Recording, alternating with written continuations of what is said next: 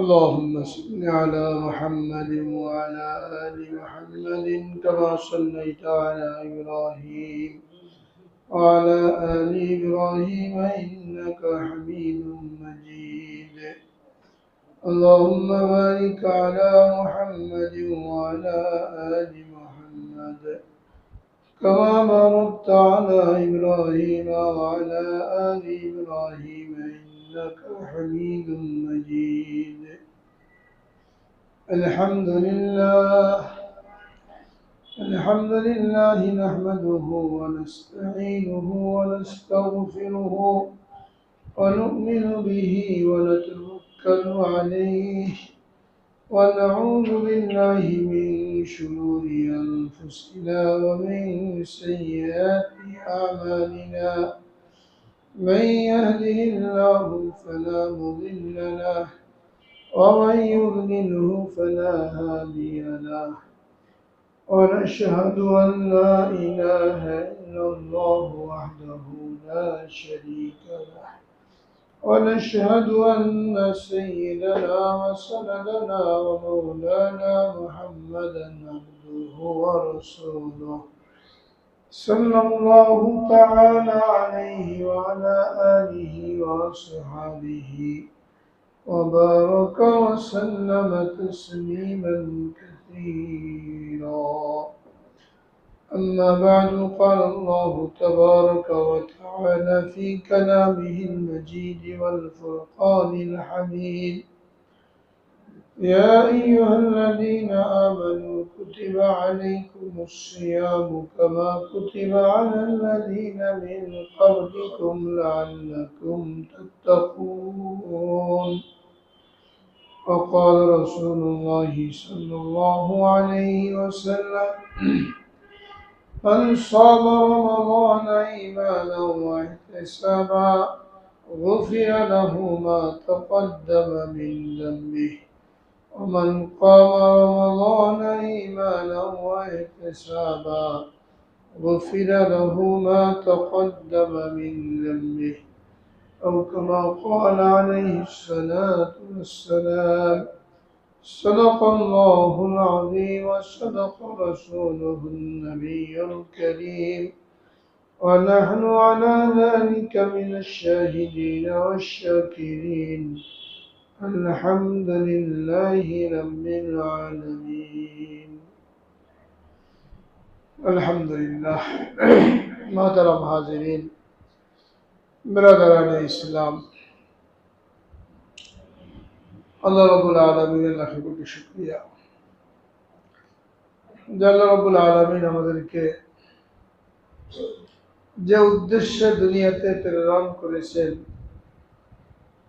যে আমরা আখিরাতের প্রস্তুতি গ্রহণ করি, আমাদের যে আসল উদ্দেশ্য জান্নাতের জন্য আমরা এখান থেকে তৈরি হয়ে যাই, পাথেয় সংগ্রহ করি,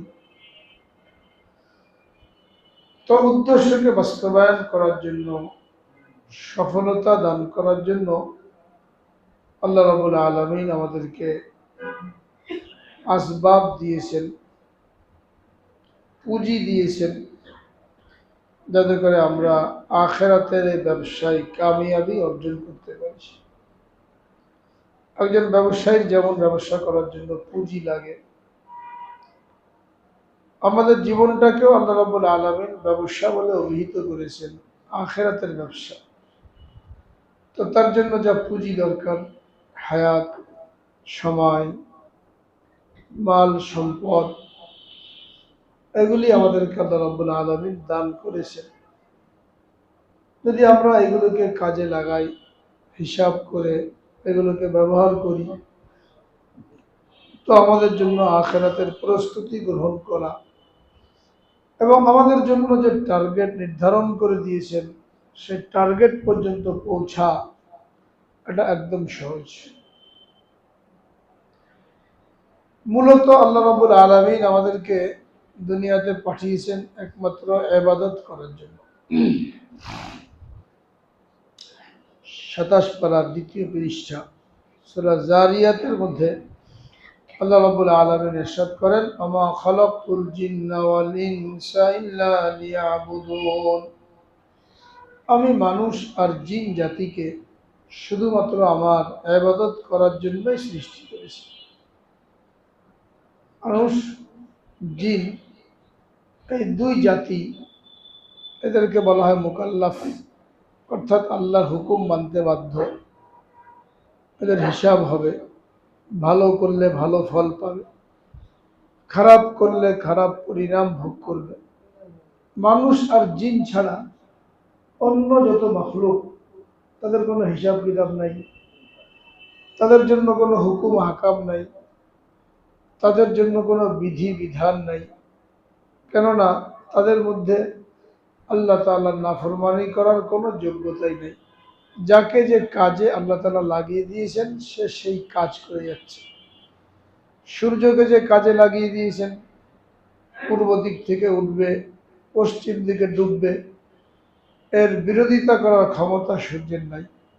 চাঁদকে লাগিয়ে দিয়েছেন, অন্য অন্য গ্রহ নক্ষত্রকে লাগিয়ে দিয়েছেন, তারা নিজেদের কক্ষপথে বিচরণ করবে।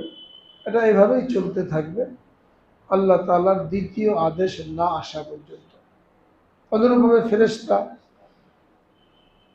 অগণিত ফেরেশতা আল্লাহ রাব্বুল আলামিন সৃষ্টি করেছেন, তাদেরকেও বিভিন্ন কাজে লাগিয়ে দিয়েছেন, আমলের মধ্যে লাগিয়ে দিয়েছেন, বিভিন্ন দায়িত্ব বন্টন করে দিয়েছেন। তাদের মধ্যেও নাফরমানি করার কোনো যোগ্যতা নাই। তাদের সম্পর্কে আল্লাহ রাব্বুল আলামিন বলেন, লা ইয়াসুনাল্লাহা মা আমারাহুম ওয়া ইয়াফআলুনা মা ইউমারুন। আল্লাহ তাআলা যা হুকুম করেছেন তারা এর নাফরমানি করতে পারে না, এবং যা নির্দেশ দিয়েছেন সেটা তারা অবশ্যই করে। এই জন্য ফেরেশতাদের কোনো বিচার নাই। শুধুমাত্র মানুষ এবং জিন, এই দুই মাখলুক, তাদেরকে আল্লাহ রাব্বুল আলামিন ক্ষমতা দিয়েছেন, বিবেক বুদ্ধি দিয়েছেন, ভালো মন্দ বোঝার মতন যোগ্যতা দিয়েছেন। এখন এটাকে কাজে লাগিয়ে যে যে পথ অবলম্বন করবে তার জন্য ওই ফয়সালা হবে। তো যেহেতু মানুষ আর জিনকে সৃষ্টি করা মূল উদ্দেশ্য হলো ইবাদত,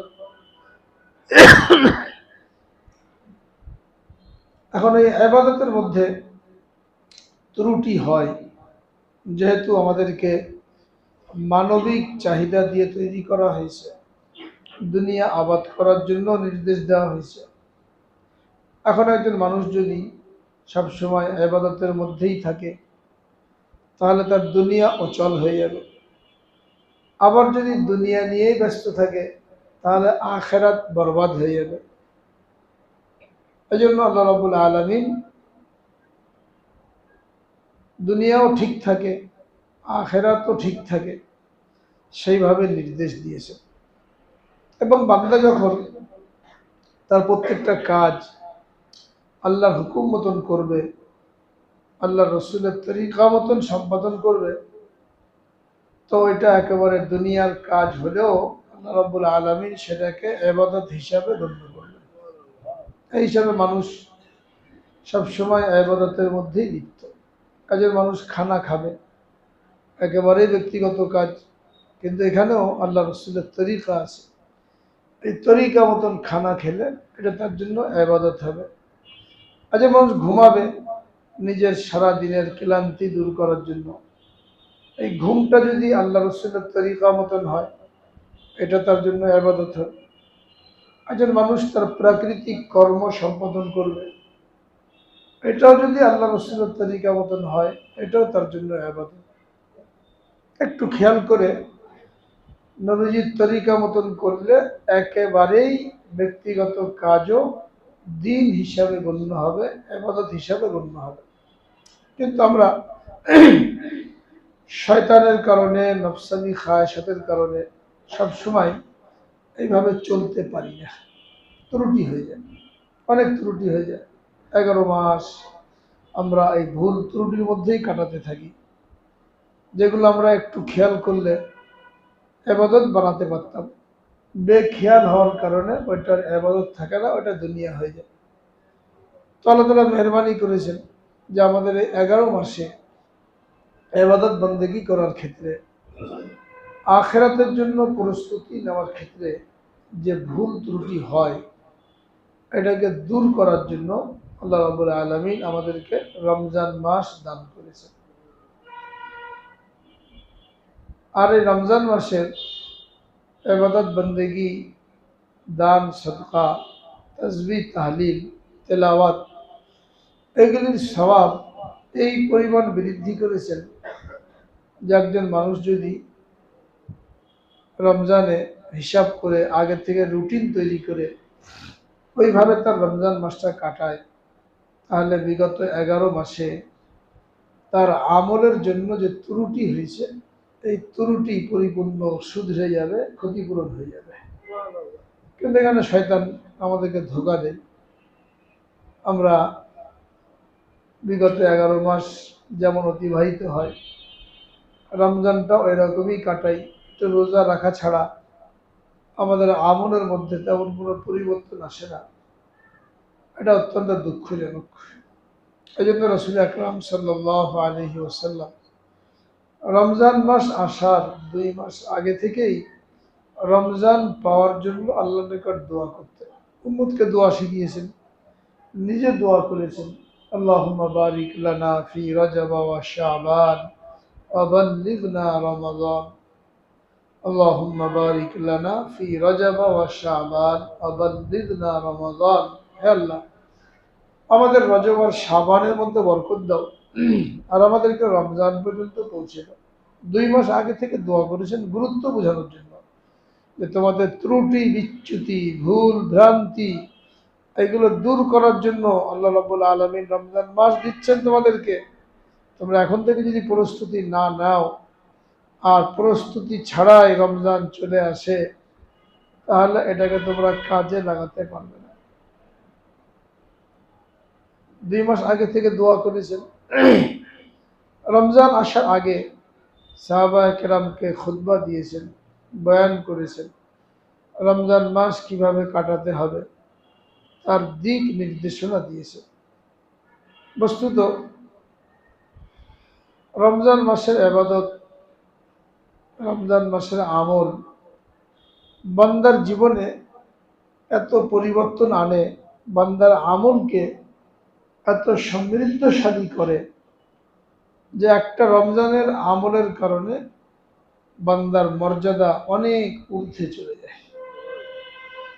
হাদিসের মধ্যে ঘটনা পাওয়া যায়, রাসূল আকরাম সাল্লাল্লাহু আলাইহি সাল্লামের যুগে একই গোত্রের 2 জন লোক একসাথে মুসলমান হয়েছিল। একই দিনে একই সময়ে নবীজির খেদমতে হাজির হয়ে মুসলমান হয়েছে। যখন একই সাথে মুসলমান হলো, তো একই সাথে আমল শুরু করলো, ইবাদত শুরু করলো, তাদের আমল নামা একই সাথে খুলে গেল। এরপরে তাদের মধ্যে একজন আল্লাহর রাস্তায় জিহাদ করতে যেয়ে শহীদ হয়ে গেল। শহীদের মর্যাদা অনেক বেশি। শহীদদের সম্পর্কে কোরআনে পাকের মধ্যে অনেক আয়াত নাজিল হয়েছে, হাদিসের মধ্যে অনেক ফজিলত বর্ণনা করা হয়েছে। আল্লাহ রাব্বুল আলামিন বলেন, ওয়ালা তাকুলু লিমান ইউকতালু ফি সাবিলিল্লাহি আমওয়াত বাল আহইয়াউন ইনদা রাব্বিহিম ইরযাকুন। যারা আল্লাহর রাস্তায় শাহাদাত বরণ করেছে, আল্লাহর রাস্তায় মৃত্যু বরণ করেছে, তাদেরকে তোমরা মৃত বলো না, এরা তো জিন্দা, এরা জীবিত। আল্লাহর পক্ষ থেকে তাদেরকে রিজিক দেওয়া হয়। এই জন্য আজকের যুগেও দেখা যায়, যদি কোথাও সত্যিকারের জিহাদ থাকে আর ওই জিহাদের মধ্যে কোনো মুজাহিদ শাহাদাত বরণ করে, তো তার লাশ অক্ষত থাকে, তার রক্ত দিয়ে মেশকে আম্বারের খুশবু বের হয়। এমনকি তার কবরের পাশ দিয়ে, কবরের মাটি দিয়েও মেশকে আম্বারের খুশবু পাওয়া যায়। যেমন আফগানিস্তানে দেখা গেছে, যখন রাশিয়ার বিরুদ্ধে তারা যুদ্ধ করেছে অনেক দিন যাবৎ এবং রাশিয়াকে বিতাড়িত করেছে, অনেক মুজাহিদ মারা গেছে, পাহাড়ের উপরে দাফন করা হয়েছে। যখন রাশিয়ার পতন হয়েছে, এরপরে কোনোভাবে ওই কবরের সন্ধান পাওয়া গেছে, লাশ পাওয়া গেছে পুরো অক্ষত, কেউ যেন কালকেই মারা গেছে। আর আগে সাহাবীদের যুগে, তাবেঈদের যুগে এরকম বহু ঘটনা ঘটেছে। আল্লাহ বলছেন, যে তোমরা দেখে মৃত বলো না, এরা জীবিত, আল্লাহর পক্ষ থেকে রিজিক দেওয়া হয়। এর নমুনা আল্লাহ রাব্বুল আলামিন আজকের যুগেও রেখে দিয়েছে। যদি কোথাও জিহাদ হয় সত্যিকারের, তো শহীদরা এই মর্যাদা লাভ করে। তো দুজনের মধ্যে একজন মারা গেছে, শহীদ মৃত্যু নসিব করেছে। আরেকজন 1 বছর পরে স্বাভাবিক অবস্থায় মৃত্যুবরণ করেছে। তো দুজনে একসাথে মুসলমান হয়েছিল, একসাথে ইবাদত বন্দেগী করেছে। একজন মারা গেল শহীদ হয়ে, আর একজন 1 বছর পরে স্বাভাবিক মৃত্যুবরণ করলো। তো এক সাহাবী স্বপ্ন দেখলেন যে কিয়ামত কায়েম হয়ে গেছে, হাশরের ময়দান কায়েম হয়েছে, লোকেরা হিসাব কিতাব দিয়ে জান্নাতে যাচ্ছে। তো উনি দেখলেন ওই যে শহীদ হয়েছিল, শহীদের আগে যে ব্যক্তি 1 বছর পরে স্বাভাবিক অবস্থায় মারা গেল, সে আগে জান্নাতে যাচ্ছে। তার ধারণা ছিল যে শহীদ, তার যেহেতু ফজিলত বেশি, তো তারই তো আগে জান্নাতে যাওয়া উচিত, আর যে স্বাভাবিক অবস্থায় মারা গেল তারপরে যাওয়া উচিত। কিন্তু দেখা গেল যিনি স্বাভাবিক অবস্থায় মারা গেছেন তিনি আগে জান্নাতে যাচ্ছেন, আর যিনি শহীদ হয়েছেন তিনি পরে জান্নাতে যাচ্ছেন। তো তিনি পরের দিন নবীজির খেদমতে হাজির হলেন, নিজের স্বপ্নের কথা বর্ণনা করলেন। আমি এরকম স্বপ্ন দেখলাম। রাসূল আকরাম সাল্লাল্লাহু আলাইহি ওয়াসাল্লাম ইরশাদ করলেন, এতে আশ্চর্য হওয়ার কি আছে? তুমি যে আশ্চর্য হচ্ছ যে শহীদ পরে কেন জান্নাতে গেল, আর স্বাভাবিক মৃত্যুবরণকারী আগে কেন জান্নাতে গেল? এখানে আশ্চর্য হওয়ার কিছু নাই। তার 1 বছরের আমল এবং বিশেষ করে একটা রমজান মাসের ইবাদত তার আমল নামাকে সমৃদ্ধশালী করেছে, যার কারণে সে শহীদের মর্যাদাকে ছাড়িয়ে গেছে। হাদিস বয়ান করার কি উদ্দেশ্য?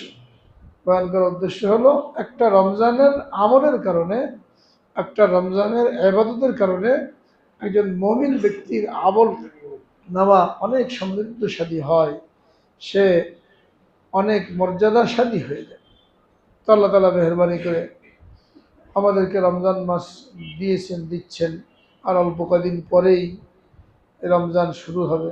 আমরা এখন থেকে যদি রুটিন তৈরি না করি, এখন থেকে যদি পরিকল্পনা না করি, তাহলে এই রমজান আসবে, চলে যাবে, কিন্তু আমরা ওইভাবে রমজানের হক আদায় করতে পারবো না। যেন এখন থেকেই রুটিন তৈরি করা। কিভাবে তৈরি করব? এটাও রাসূল আকরাম সাল্লাল্লাহু আলাইহি ওয়াসাল্লাম 1 বছর 29শে শাবানের শেষ তারিখে সাহাবা একরামকে একত্রিত করে একটা দিক নির্দেশনা দিয়েছিলেন, যেটা শোয়াবুল ইমান বাইহাকি শরীফ হাদিসের কিতাব, হযরত সালমান ফারসি রাদিয়াল্লাহু তাআলা আনহু থেকে বর্ণিত হয়েছে। তিনি বলেন, খাতাবানা রাসূলুল্লাহ সাল্লাল্লাহু আলাইহি ওয়াসাল্লাম فقال يا أيها الناس قد أظلكم شهر عظيم شهر مبارك شهر فيه ليلة خير من ألف شهر شهر جعل الله صيامه فريضة وقيام ليله تطوعا। লম্বা একটা হাদিস। রাসূল আকরাম সাল্লাল্লাহু আলাইহি ওয়াসাল্লাম রমজানের আগের দিন আমাদেরকে খুতবা দিলেন, বয়ান করলেন। বললেন, হে লোক সকল, তোমাদের উপরে একটা মহিমান্বিত মাস, একটা মর্যাদাপূর্ণ মাস ছায়া করে আসছে তোমাদের মাথার উপরে, যে মাসের প্রথম দশকে আল্লাহ রাব্বুল আলামিন রহমত রেখেছেন, দ্বিতীয় দশকে মাগফিরাত রেখেছেন, তৃতীয় দশকে জাহান্নাম থেকে মুক্তি রেখেছেন, এবং এই মাসে এমন একটা রাত আছে যে রাতের ইবাদত 1000 মাস ইবাদত করার চাইতে উত্তম। ফিহি লাইলাতুন খায়রুম মিন আলফি শাহর। এই মাসে এমন একটা রাত আছে যে রাতের ইবাদত বন্দেগী 1000 মাস ইবাদত বন্দেগী করার চাইতে উত্তম। এটাকে আল্লাহ রাব্বুল আলামিন কোরআনে পাকের মধ্যে বলেছেন, ইন্না আনজালনাহু ফি লাইলাতিল কদর ওয়া মা আদরাকা মা লাইলাতুল কদর লাইলাতুল কদরি খায়রুম মিন আলফি শাহর। কোরআন নাজিল হয়েছে শবে কদরে। তুমি কি জানো শবে কদর কি জিনিস? শবে কদর হলো 1000 মাস থেকে উত্তম। 1000 মাসে 83 বছর 6 মাস হয়। অর্থাৎ যে রমজানের এই এক রাতের ইবাদত পেল, সে কেমন যেন এক টানা 83 বছর ইবাদত করল। তাই একজন মানুষ যদি 50 বছর বাঁচে, 50টা শবে কদর পায়, তো কত বছর ইবাদতের সওয়াব পেয়ে গেল। আগের যুগের উম্মত সর্বোচ্চ হায়াতই পেয়েছেন 1000 বছর, 800 বছর, 400 বছর।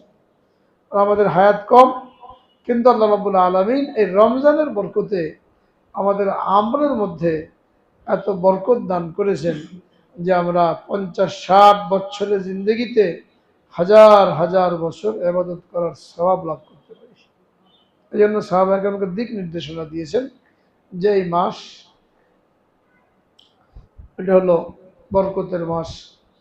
কদ আযাল্লাকুম শাহরুন আযীম, একটা মহিমান্বিত মাস তোমাদেরকে ছায়া করে আসছে। এই মাসে রোজা রাখাকে আল্লাহ রাব্বুল আলামিন ফরজ করেছেন। জাআলাল্লাহু সিয়ামাহু ফরীদা ওয়া কিয়ামা লাইলিহি তাতাওয়া। এই মাসে রোজা রাখাকে ফরজ করেছেন এবং রাত্রি জাগরণ করা অর্থাৎ তারাবির নামাজ পড়াকে সুন্নত করেছেন।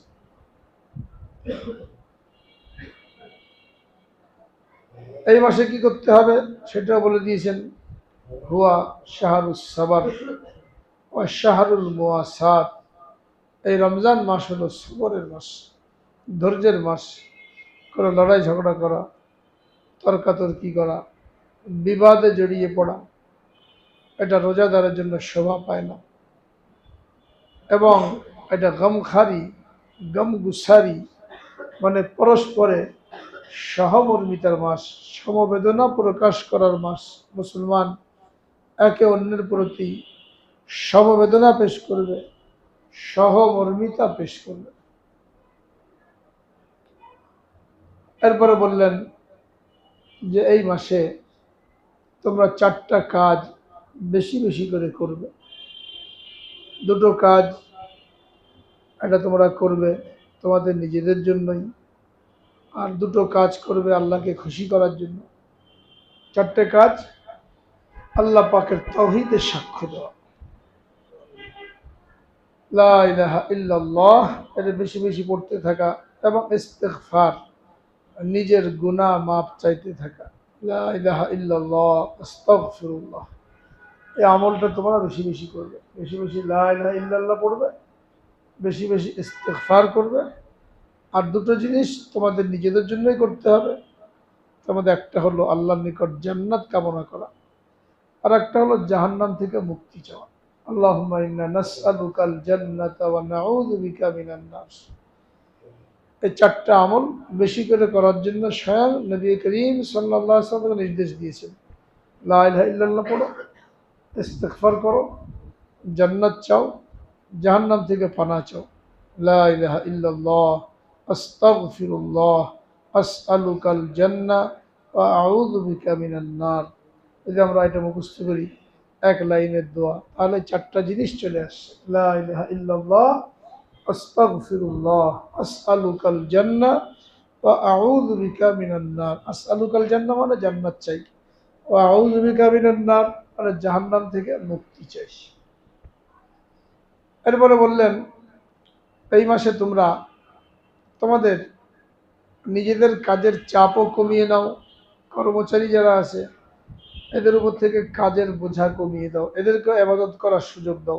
তোমার কর্মচারী বলে একেবারে পুরাপুরি তার থেকে কাজ বুঝে নিলে আর নিজে হালকা হয়ে গেলে। কর্মচারীর উপরে কাজের বোঝাকে কমিয়ে দাও, দরকার হয় লোক বাড়িয়ে নাও, তাকেও ইবাদত করার সুযোগ দাও। এবং গমগুসারি, খায়ের খাহি, কল্যাণ কামিতা হিসাবে বলছেন যে এই মাসে তোমরা একে অন্যের প্রতি সহমর্মিতা করবে, ইফতার করাবে, সেহরি খাওয়াবে। ইফতার করার ফজিলত সম্পর্কে বলেছেন যে ব্যক্তি কাউকে 1 ঢোক পানি কিংবা 1 ঢোক দুধ দ্বারা, শরবত দ্বারা কাউকে ইফতার করাবে, আল্লাহ রাব্বুল আলামিন তাকে ওই রোজাদারের সম পরিমাণ সওয়াব দান করবেন।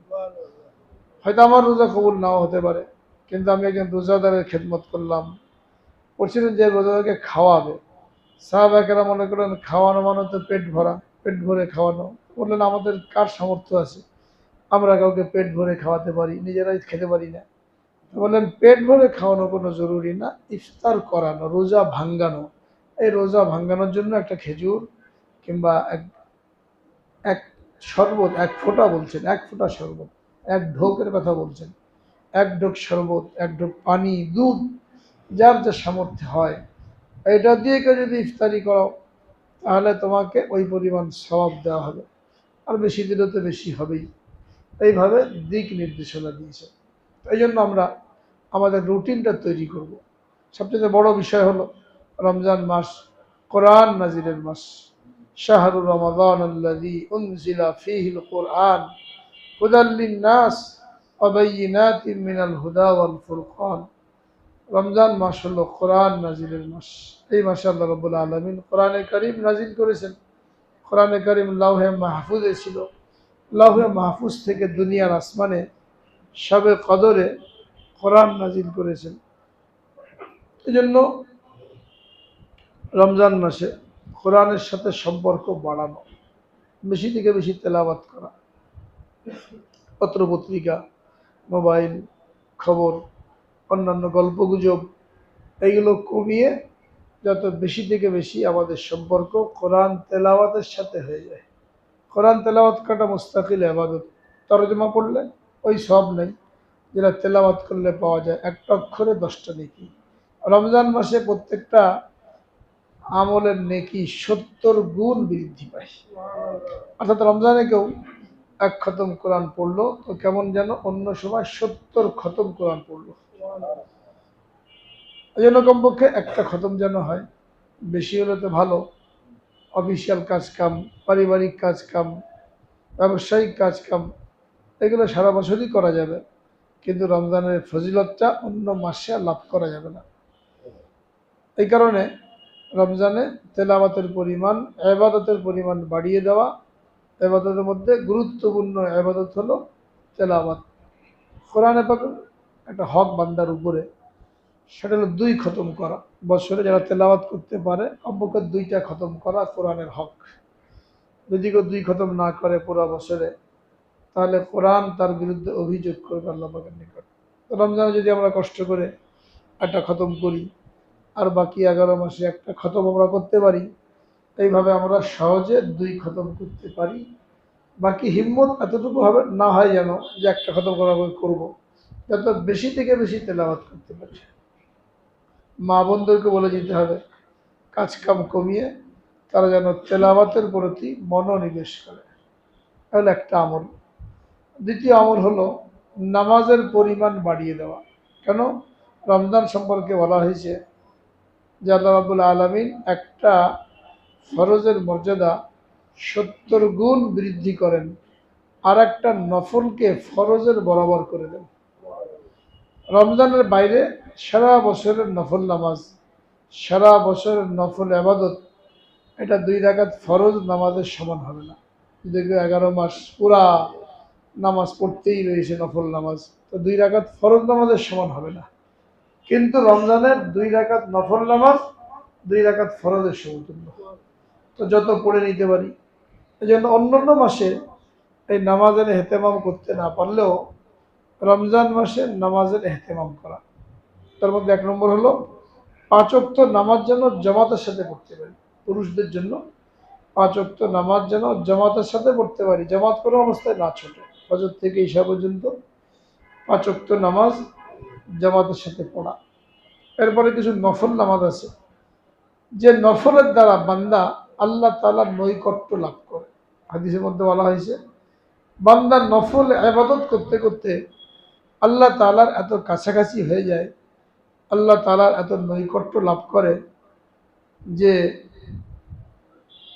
আল্লাহ তাআলার হুকুম মতনই তার সমস্ত অঙ্গ প্রত্যঙ্গ এগুলো পরিচালিত হয়। আল্লাহ তাআলা বলেন বান্দা নফল ইবাদতের মাধ্যমে আমার এত নৈকট্য লাভ করে, আমি তার হাত হয়ে যাই যা দিয়ে সে ধরে, আমি তার চোখ হয়ে যাই যা দিয়ে সে দেখে, আমি তার কান হয়ে যাই যা দিয়ে সে শোনে। অর্থাৎ তার সমস্ত অঙ্গ প্রত্যঙ্গগুলো আমার হুকুম মতন, আমার মর্জি মতন পরিচালিত হয়। এটা কিসের দ্বারা হবে? নফল ইবাদতের দ্বারা। নফল ইবাদতের মধ্যে অনেকগুলি নামাজ আছে। ইশরাকের নামাজ, চাশতের নামাজ, আওয়াবিনের নামাজ, তাহাজ্জুদের নামাজ, তারাবির নামাজ। রমজানে এই নামাজগুলি ইহতেমাম করা। ফজরের নামাজের পরে সাধারণত ঘুমানোর তাগাদা থাকে, উত্তম হলো ফজরের নামাজের পরে ইশরাক পড়ে ঘুমালাম। এমনিতে ইশরাক পড়া সারা বছর একটা হজ একটা উমরা করার সওয়াব। দীর্ঘ দৈনিক 4 রাকাত ইশরাকের নামাজ পড়ে তো একটা হজ একটা উমরার সওয়াব তার আমলনামায় লেখা হয়। আর রমজানে আদায় করলে তো আরো বেশি। তো 4 রাকাত ইশরাকের নামাজ। এরপর যখন ঘুম থেকে উঠি, অফিসে যাব, দোকানে যাব, কোথাও যাব বা ঘরেই থাকবো, তো চাশতের নামাজ 8টা-9টার দিকে চাশতের নামাজ 4 রাকাত থেকে 12 রাকাত। এই চাশতের নামাজের মধ্যে রিজিকের বরকত রাখা হয়েছে। যদি কেউ অসচ্ছল থাকে, রিজিকের তাঙ্গির মধ্যে থাকে, তো চাশতের নামাজ তার জন্য অনেক উপকারী। আল্লাহ পাক রিজিকের তাঙ্গি দূর করে দেন, সচ্ছলতা দান করেন। রমজানের তো আরো বেশি আবাদত, সওয়াব বেশি। তো চাশতের এহতেমাম করা, জোহরের টাইমে মসজিদে আসলাম, 4 রাকাত সুন্নত অবশ্যই পড়ব। ফরজের পরে 2 রাকাত সুন্নতের সাথে, বেশি না পারি আর 2 রাকাত সুন্নত পড়ি।